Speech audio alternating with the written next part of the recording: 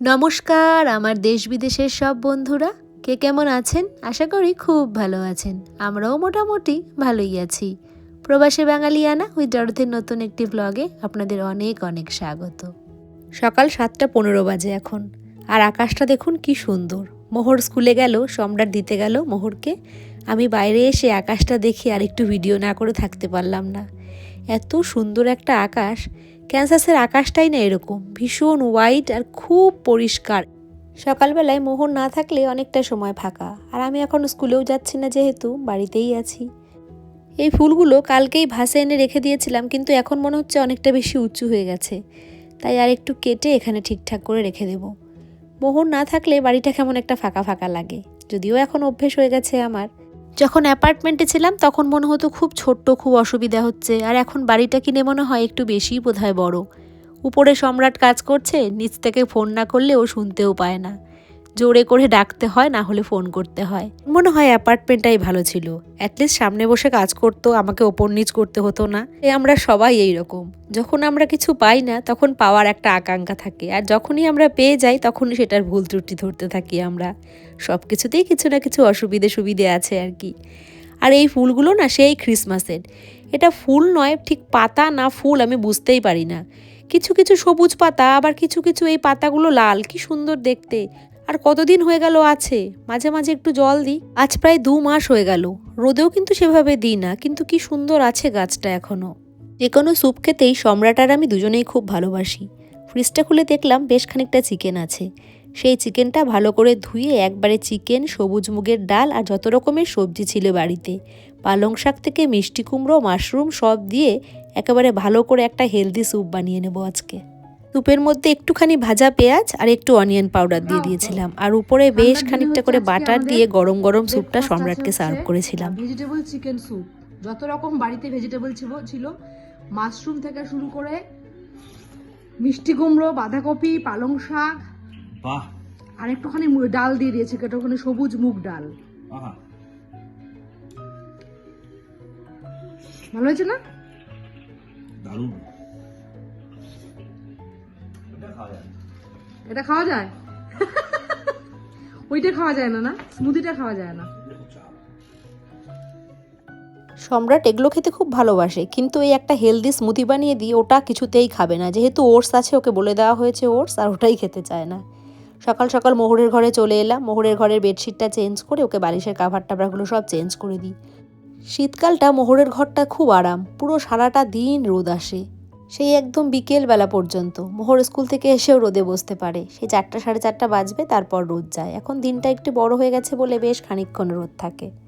সকালবেলা উঠে আমি একটু ডিমের কারি বানিয়েছিলাম। আজকে সম্রাটকে বলেছি ডিমের কারি আর পোলাও খাবো দুপুরবেলায়।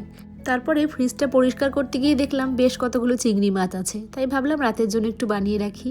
একটুখানি ঘি, অল্প একটু সাদা তেল, আর একটু গোটা গরম মশলা, আর একটু পেঁয়াজ, আর অল্প একটু রসুন বাটা দিয়ে আমি এটাকে ভালো করে আগে মশলাটা কষিয়ে নেব।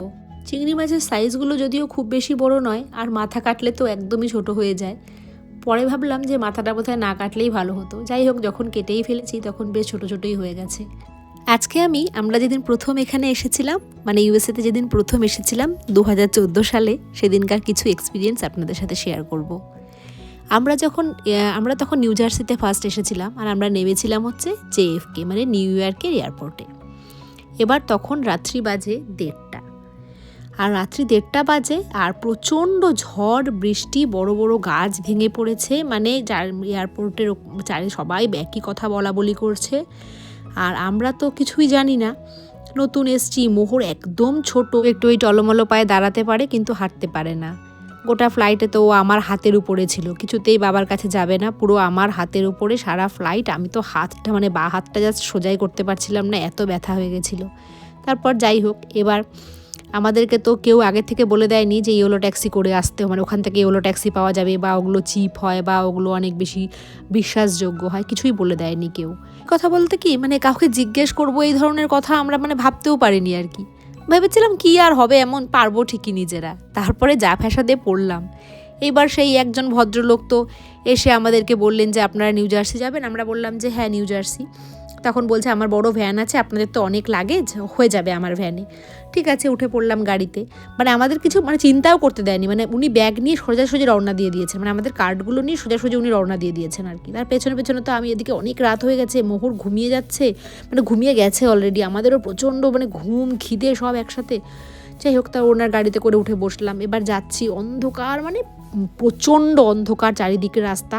মানে আমার আইডিয়া ছিল না যে প্রথমে এসে ইউএসএতে এরকম রাস্তা, কোনো স্ট্রিট লাইট থাকে না, বা এত জঙ্গল, এত অন্ধকার। রাস্তার মাঝখানে অনেক গাছ পড়েছিল, তখনও না গাছগুলো তোলার কাজ চলছিল। যাই হোক, আমরা তো সেই 1.5 ঘন্টা পরে গিয়ে হোটেলে পৌঁছলাম। আর আমরা না ওই এয়ারপোর্টের এটিএম থেকে জাস্ট $200 তুলেছিলাম, কারণ শুধু রাত্রিবেলাটার জন্য, আর কিছু ক্যাশ ছিল আমাদের কাছে। ভেবেছিলাম কত আর নেবে, $180-90 নেবে। একটা কথা বলি, আমি যে ব্যায়ামটা করছি না, হাতে প্রচণ্ড ব্যথা, আমার মনে হয় টেনিস এলবো হয়েছে নাকি, এত ব্যথা। তারপরে ভিডিওতে দেখলাম এমনি করে ব্যায়াম করলে নাকি হাতে ব্যথাটা কিছুটা কমে। সকাল থেকে আজকে আর করার সময় পাইনি, তাই ভাবলাম রান্না করতে করতে বা হাতেই তো একটুখানি ব্যায়ামটা করে নিই। আমরা তো ভেবেছি যে এই ডিস্টেন্সে 180 থেকে 190 টাকা হওয়া উচিত। ও বাবা, এসে যখন উনি একদম সুন্দর করে ব্যাগ ট্যাগগুলো তুলে টুলে দিলেন ভেতরে একদম, এদিকে হোটেল তো বন্ধ হয়ে গেছে, একটা কেউ নেই হোটেলে, বন্ধ মানে কেউ নেই রিসেপশনে। এবার সম্রাট তো বেল বাজিয়েই যাচ্ছে। তারপর যথারীতি একজন এলেন, সে ঘুমন্ত চোখে এসে জাস্ট খালি চাবিটা দিয়ে, মানে যেগুলো ফর্মালিটিস করতে হয় করলেন। ও আরেকটা কথা বলি, এই ফর্মালিটিসের মাঝখানেই যিনি ড্রাইভার ভদ্রলোক ছিলেন, তিনি এসে সম্রাটকে ডাকলেন আর কি টাকার জন্য। তা সম্রাট বলছে একটু দাঁড়ান, আমি খালি চেক, আমার ওয়াইফ খালি ঢুকে পড়ুক। বলছে না, আমি এক্ষুনি টাকাটা দিতে হবে আমাকে। তো সম্রাট বাইরে চলে গেল, আমি দাঁড়িয়েই আছি। মানে ওই ভদ্রলোক বিল করেছে $490। সম্রাট বলছে মানে, বলছে $490 তোমাকে দিতে হবে এখন। উনি একদম জুলুমবাজি করেছিলেন, মানে এত জোর করে বলেছিলেন, আর উনি বুঝে গেছিলেন যে আমরা অসহায়। প্রথম দিনের ইউএসএতে আসার অভিজ্ঞতাটা খুবই খারাপ ছিল এইভাবেই, কিন্তু পরবর্তীকালে অনেক ভালো ভালো অভিজ্ঞতাও হয়েছে, অনেক ভালো স্মৃতিও আছে। সুতরাং এখন আর সেই অভিজ্ঞতাটাকে এতটা তিক্ত বলে মনে হয় না, কিন্তু প্রথম দিনের অভিজ্ঞতা তো, ওই জন্য আপনাদের সাথে ভাবলাম একটু শেয়ার করি। সুতরাং যারা ইউএসএতে প্রথমবার আসবেন, তারা প্লিজ একটু দয়া করে খোঁজ খবর নিয়ে আসবেন, কারণ এখন আমি জানি না কি হয়, কিন্তু আজ থেকে 12 বছর আগে কিন্তু আমাদের সাথে এরকম ফ্রড হয়েছিল। সম্রাট এখানে খাবার বেড়েছে, দেখুন সমস্ত পোলাওটাই ঢেলে দিয়েছে দুজনের পাতে।